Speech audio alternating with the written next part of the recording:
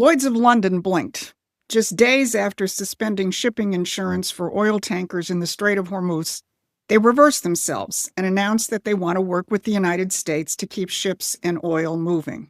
Most people think they know why. President Trump had called their bluff and announced that he would keep the strait open. I will not allow a terrorist regime to hold the world hostage and attempt to stop the globe's oil supply, and if Iran does anything to do that, they'll get hit at a much, much harder level. In the meantime, during this brief disruption, the United States is offering political risk insurance to any tankers operating in the Gulf. That's some of it, but not all of it. He also called Russia's President Putin, and he lifted some sanctions on Russian oil in a move that the globalists called self-defeating. But that's still not the whole story. The real reason is that the world is going through a fundamental remake, thanks to Donald Trump. The president now describes Britain as a former ally, and an even bigger scandal has erupted about the British, about the money ties between London and Iran's new supreme leader, Mojtaba Khamenei. Globalist think tanks and press will continue to insist that Donald Trump is stumbling into another forever war, that he's unleashing economic chaos and courting midterm disaster. I'm Susan Kokinda, and for decades I've exposed how the modern British Empire lurked in the shadows, keeping the world in turmoil with wars, economic control, and terrorism. Now, thanks to Donald Trump, it's out in the open. So if you want a map of this new battlefield, hit the like, subscribe, and share buttons to stay in touch and help us expand our reach. Today, I'm going to look at three things. First, what Trump did to force Lloyd's to blink. Second, the money ties between Iran's new supreme leader and London. And third, how John Bolton, Mark Carney, and other globalists are out in the cold, along with London. So the U.S. engagement with Iran is not exactly playing out as the globalists expected. The cancellation of war risk insurance by the empire's oldest insurance company was supposed to bring shipping to a halt, spike oil prices, and shatter economies. Operation Epic Fury was supposed to be economically and politically disastrous for President Trump and backfire against him. But the president was ready. He moved on three fronts simultaneously, and Lloyd's never recovered. First, he announced that the Development Finance Corporation would step in with political risk insurance. Lloyd's had pulled coverage. Washington replaced it within days. Second, he announced the Navy was on notice to protect shipping in the strait as needed. And third, this is the move that tells you everything about how differently this president thinks. Trump lifted some sanctions on Russian oil. Not only that, he got on the phone with President Putin to discuss the conflict in Iran. So let's put this all in context. Last week, Donald Trump branded Britain as our former closest ally, the same Great Britain which has led the charge to sanction Russia and keep the Ukraine war going, and the same country which is home to Lloyd's of London, which just tried to strangle world oil supply. So instead, Trump turns to Russia to get oil moving and chats up Putin for an hour. Now, here's something else you didn't see coming, especially if you've been imbibing the Israel runs Trump Kool-Aid. Yesterday, Axios carried this headline, Scoop. U.S. asks Israel to halt strikes on Iran's energy infrastructure. Axios reporter Barak Ravid reported three reasons: protecting Gulf energy stability, avoiding price spikes, and preserving Iran's oil sector for post-war cooperation.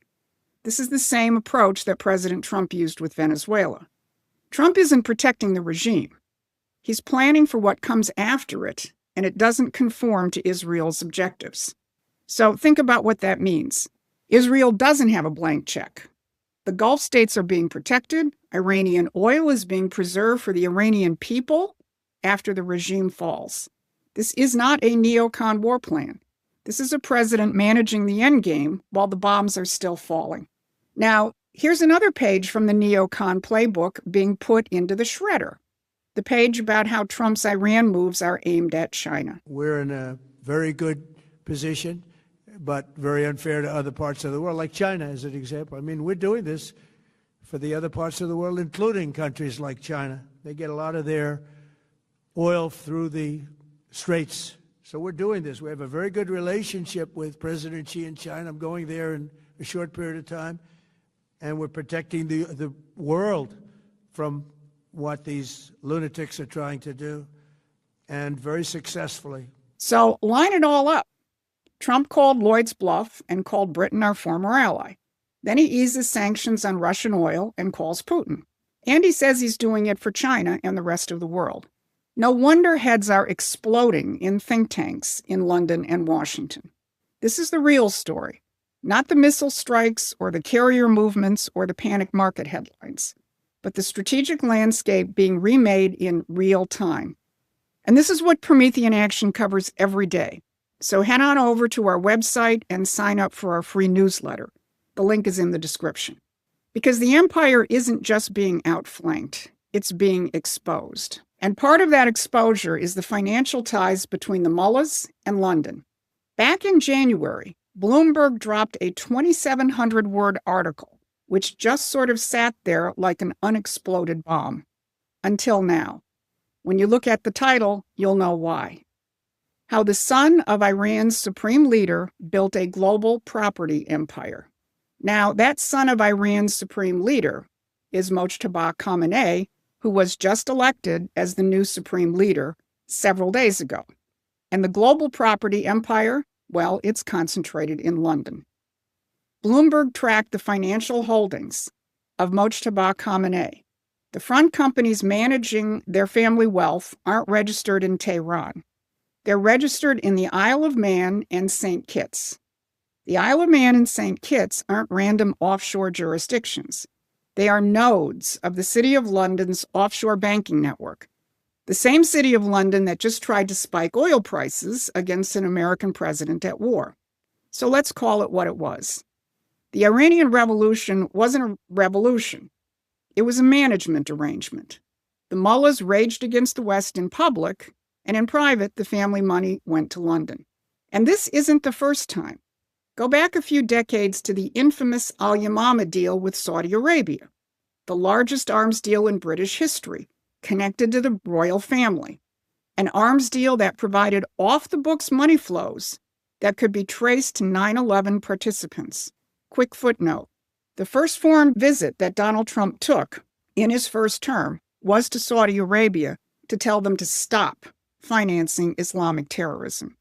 He knew then, he knows now. And you can bet that Trump's team, especially Scott Bessent, can read a Bloomberg article. So the Al-Yamama deal was version 1. The Khamenei property empire in London is another version. Britain has been financing Islamic fundamentalism for decades. The chaos in the Mideast with Iran as the crown jewel, that was part of the business model. And London managed it for 47 years, until this week. And this week, Trump made sure that the world could see it. So the insurance checkpoints are being replaced. The Khamenei money trail leads to London. Trump is remaking the strategic landscape. What's the establishment's response? John Bolton is giving interviews that reflect a certain state of mind. Well, I've said from time to time, the only question is who gets me first, the Iranians or Trump? Now, Bolton's actual complaint is that Trump doesn't play by the rules which have kept presidents in check. It's not at all clear to me that Trump is. He doesn't do grand strategy. He doesn't even do policy the way we normally understand it. So I'm not sure exactly what his thought process is, because we know the normal National Security Council process is all but non-existent in this second term. Did you catch what Bolton is actually defending? A national security process. The one that produced 20 years in Afghanistan, Iraq, Libya, the one that managed the Iranian threat for 47 years without ever resolving it, because resolving it wasn't the point. Now, here's someone else who's out in the cold. The central banker's prime minister, Canada's Mark Carney, the man the globalists have assigned to try to rescue some kind of rules-based order. We were not consulted before it began. We're not engaged in the conflict. We do not intend to engage. What we are doing, where we are engaged, is dealing with the consequences of the conflict, consequences that continue to spread. That's the special relationship in 2026. The City of London's chief spokesman standing outside the fence, waiting to see how it ends. Now, there are still way too many voices in Trump's own base right now saying he's been captured, that Bolton got his war, that the globalists won, that this is Iraq all over again. But look at who's actually complaining. Bolton can't get his national security process. Carney can't get in the room. The people who ran the old system are on the outside looking in, and they're furious. That's not what a neocon takeover looks like. Now listen to who is in the room. You know, as someone who led troops, led soldiers in the streets of Baghdad and Samarra, Iraq, and who trained counterinsurgents in Kabul, Afghanistan, and who still carries the weight of brothers lost to Iranian terrorist proxies, this fight, Operation Epic Fury, it hits home. You see, this is not 2003. This is not endless nation building under those types of quagmires we saw under Bush or Obama. It's not even close. Our generation of soldier will not let that happen again, and nor will this president. In that interview before, Bolton had called Iraq a military success. Hegseth, on the other hand, carries the weight of the brothers it cost. That's the difference between the old vision and the new one, between the men who managed the imperial order and the men who paid for it. A generation that went to Baghdad and came home knowing exactly what the old system cost, and a president who finally asked them to finish the job. That's what the global elite are looking at from the outside. That's why Lloyd's of London had to blink, because for the first time in a very long time, an American president is conducting an American foreign policy, not an imperial one. And the success of that policy depends on you. President Trump needs people who understand what he is doing to defeat the real enemy. Become a member of Promethean Action and be part of that movement, a movement that keeps people focused on the real fight and the real enemy, the ones we've been fighting for 250 years. This has been your Wednesday update. Thanks for watching. Please take a moment and subscribe to our free newsletter at prometheanaction.com.